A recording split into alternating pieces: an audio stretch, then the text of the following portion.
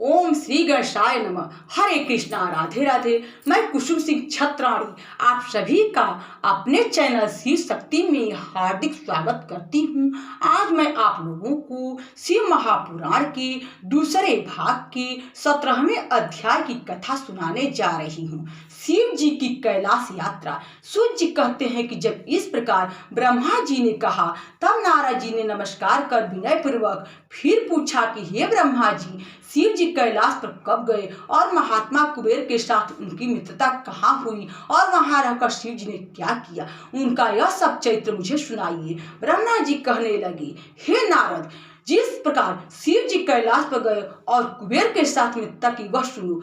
कांपिन्य नगर में एक यज्ञदत्त नाम का ब्राह्मण रहता था, जो यज्ञ विद्या में पारंगत था। उसके गुण निधि नामक एक पुत्र था, जिसकी आयु उस समय 8 वर्ष की थी और उसका योग पवित्र हो चुका था तथा उसने भी बहुत सी विद्याएं सीखी थी। परंतु पिता से छिपकर वह जुआरी, खेलकूद में संलग्न और गाने बजाने वालों का साथी हो गया। उसने ब्राह्मणों के आचार त्याग, संध्या वंदनादि से रहित, ब्राह्मणों की निंदा में रत और पाखंडियों तथा भांडों का साथ कर लिया था। माता के कहने पर भी वह पिता के समीप नहीं जाता और पिता तो घर के कार्यों और दीक्षादि में संलग्न रहा करता और जब घर आकर अपनी स्त्री से पूछता कि इस समय गुण निधि कहाँ है, तो वह कह देती कि इसी समय कहीं बाहर गया है, कहीं स्नान या देवताओं के पूजन के लिए गया होगा। एक ही पुत्र होने के कारण वह माता दीक्षित को ठग लेती। निदान गृह सूत्र के अनुसार दीक्षित ने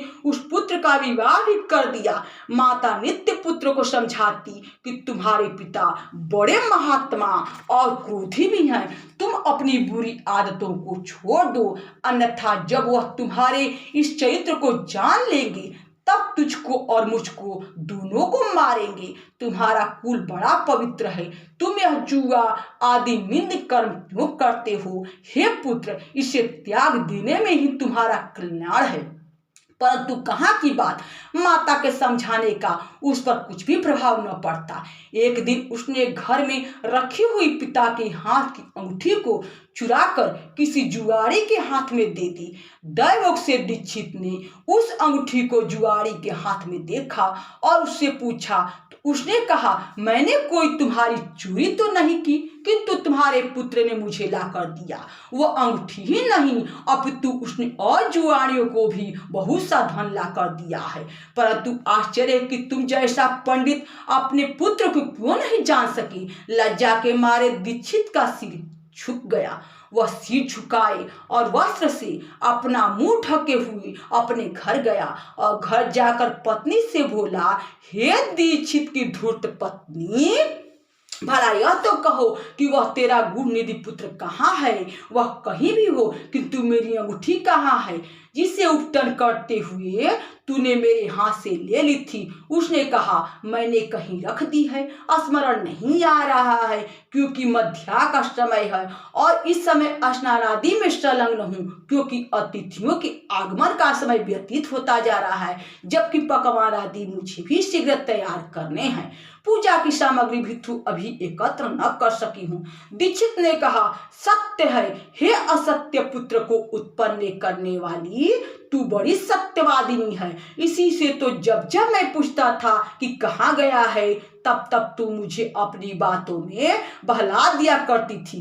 पत्नी से ऐसा कहते हुए ब्राह्मण यज्ञदत्त घर की और चीजें ढूंढने लगा, परंतु जब एक भी चीजें न मिली, क्योंकि पुत्र ने उन्हें जुए में दे डाला था और उसकी माता पुत्र की ममता में पड़कर उसके दोषों को छिपाती फिरती थी, तब सारा दोष अपनी पत्नी का जानकर उस ब्राह्मण ने जल लेकर स्त्री पुत्र को तिलांजलि दे दी और किसी श्रोत्रिय ब्राह्मण की कांता से अपना दूसरा विवाह कर लिया। यहाँ शिव महापुराण के दूसरे भाग के 17वें अध्याय की कथा समाप्त हुई। बोलो शंकर भगवान की जय। हरे कृष्णा, राधे राधे।